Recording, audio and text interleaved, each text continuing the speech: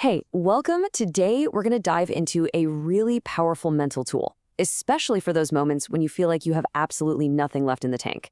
It's called the cookie jar method, and honestly, it might just change the way you look at challenges forever. You know the feeling, right? We've all been there. You're staring down a huge problem, you feel completely and totally drained, and all you want to do is just quit. That feeling, it's universal. Doesn't matter if it's school, your job, or something in your personal life.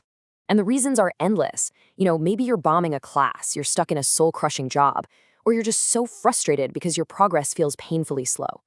See, our minds are basically wired for comfort. So the second things get tough, that first instinct is to scream, "Give up! Run away!" But what if there was a way to tap into a secret reserve of fuel you didn't even know you had?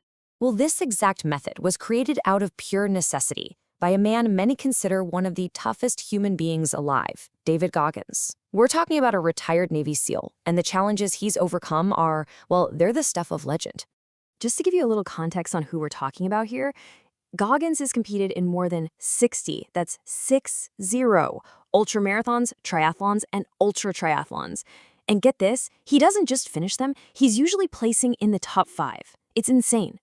Oh, and on top of that, he once held the Guinness World Record for the most pull-ups done in 17 hours. He did 4,030 of them.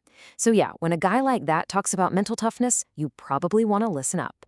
So where did this whole idea come from? Well, it wasn't dreamed up in some comfortable office or a self-help seminar. Nope. It was forged in the middle of an absolute crucible of pain and exhaustion during a feat of endurance that sounds pretty much impossible. Okay, so picture this. Goggins decides to run a 100-mile race with basically 3 days' notice and zero training for the past 6 months. By mile 25, that little voice of doubt starts creeping in. By mile 50, his body is just screaming in pain, his thighs feel like lead. And then, at mile 70, everything completely fell apart. This was rock bottom. He actually sat down on a folding chair, completely exhausted. He had bloody urine, diarrhea. His body was physically shutting down, and his mind was just hammering him. Why? Why are you doing this to yourself? Just quit. It's not worth it. But he didn't quit. Instead of just focusing on all that pain, he did something totally different. He started digging deep into his past, remembering every single hard thing he had ever overcome, every single victory, no matter how big or small. He tapped into the memory of that success, and it gave him just enough fuel to get back up. And that moment, right there, is how the cookie jar was born. So now let's break down how this becomes a practical method that you can use, not just for running 100 miles, but for getting through any tough situation you face. So what is this thing exactly? The cookie jar is basically a mental collection of all your past wins and every obstacle you've ever beaten. These are your cookies. It's your personal highlight reel. It's a way of proving to your current self who's struggling what your past self has already accomplished. So when you feel like giving up, you mentally reach into that jar, pull out a cookie, and remind yourself what you are truly capable of.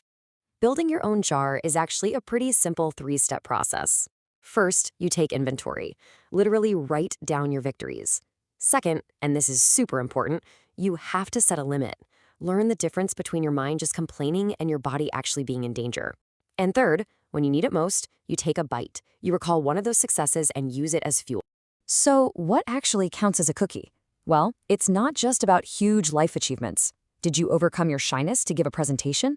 That's a cookie. Did you finally master a new skill you've been working on? That's a cookie. Even something as simple as forcing yourself to do the dishes when you were totally exhausted? Yep, that counts too. Because these small wins build concrete proof of your own resilience. It's tangible evidence that you can, in fact, do hard things. And this brings us back to that crucial second step, setting a limit. Your mind will tell you all sorts of things. It'll say you're bored, you're tired, it's too hard. That's just talk. Your body, on the other hand, gives you real hard stop signals. An actual injury, extreme physical distress like what Goggins felt, a complete shutdown. Learning to tell the difference between the two is the absolute key to pushing your limits safely. You see, when you start using this method consistently, it's not just about getting through one tough moment. It's about a fundamental transformation in your mindset and your ability to just keep going. Now, I gotta warn you, It's hard at first. When you're in real pain, the last thing your mind wants to do is think about happy memories or past successes. It wants to wallow in how much you're suffering right now. It takes real focus and pure determination to force your mind to open that cookie jar. But if you keep at it, something truly amazing starts to happen. You're not just surviving the moment anymore, you're actively rewiring your brain's entire response to adversity. You build this deep, unshakable belief in your own ability to endure.